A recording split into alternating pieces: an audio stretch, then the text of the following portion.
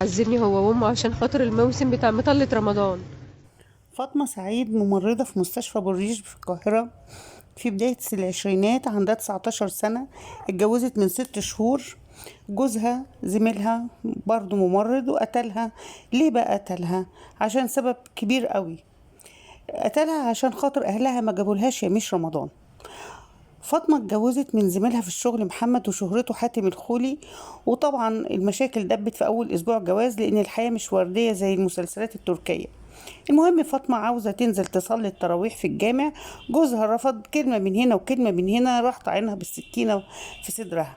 لما شاف الدم شالها وحاول إنقاذها وراح بيها للمستشفى، لكن للأسف ماتت في الطريق.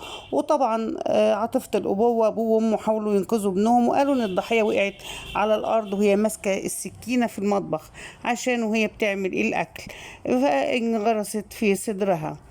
طبعا رجال المباحث شكوا في الأمر بسبب مكان الإصابة، فقبضوا على القاتل وألقوا القبض على الزوج واعترف. وأهل فاطمة قالوا في تحقيقات إن المتهم كان عاوز منها تقول لهم إنهم يجيبوا لها زيارات كويسة، والحقيقة إن محمد أجرم بقالها 10 وأذى شهور نفسا مطلع النخلة، ذكية بقالها 10 شهور والمجني متجوزة عليها مشهود ليها بحسن اهي. السمعة وأسرة من أسرة متدينة. لكن ذنبهم ذنب الأسرة دي إن هم على قد حالهم مش قادرين يجيبوا لبنتهم المواسم اللي بقت عادات بالية جدا. ويعني ما يصحش راجل حتى يكلم مراته ويطالبها ان اهلها يجيبوا لها الموسم وهو ما كانش بيجيب لها اي حاجة في الخطوبة.